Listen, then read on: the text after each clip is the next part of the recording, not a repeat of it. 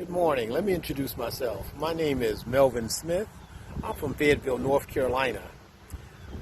I'm a retired member of the United States Air Force, and I've been asked by a dear friend, Carolyn White Washington from Sisters for Sisters Incorporated, to share just a little bit about my life story. It all began in 17 September 1997. What began was what could have been my ending. I had a failure to happen in my life. You know how they say failure is not an option? Well, that day, the option to fail was presented to me.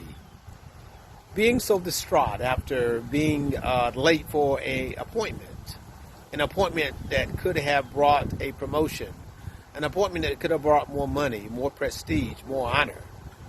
But yet, this promotion could have brought more headache. I was so distraught that when I left the testing area, I got in my car and I began to travel from Montgomery, Alabama towards Selma, Alabama. Yes, and I was heading probably for the Pettus Bridge, but not to march. But I was driving, hoping to drive into the water, as you see in my background, because I thought water would help soothe the pain. I didn't know who to call. I didn't have a best friend in mind that I could call at the time. I didn't even have a spouse that I thought I could call. So I called my pastor, and I thank God for my pastor being willing and obedient to listen to me. I thank God for cell phones, because some people don't know how to use cell phones, don't know how to use social media. But I thank God that that day a cell phone possibly saved my life. I called him and he reassured me that that was not my first failure, neither would it be my last failure. I'm standing here today as a witness that no matter how low you get, God will provide a ram in the bush. Let that ram be a friend.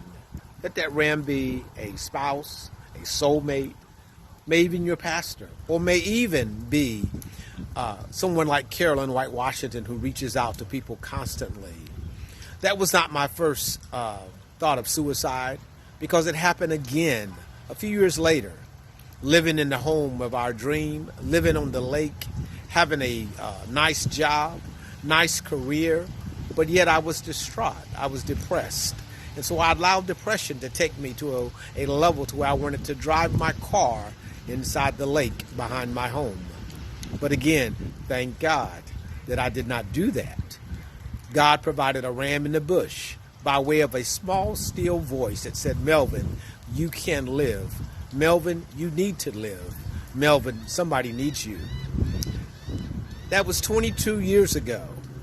Here it is, 18 September 2020. I stand today as a proud member, as an aerospace science instructor. I teach at Jones Senior High School in Trenton, North Carolina. I'm very happy to share my story. Thank you again, Carolyn, and I share to you all that he come that we may have life and have life more abundantly. Now you go forth and live in that abundant life. Never again feel that you're not worthy. Because of God, you are so worthy. Thank you. God bless.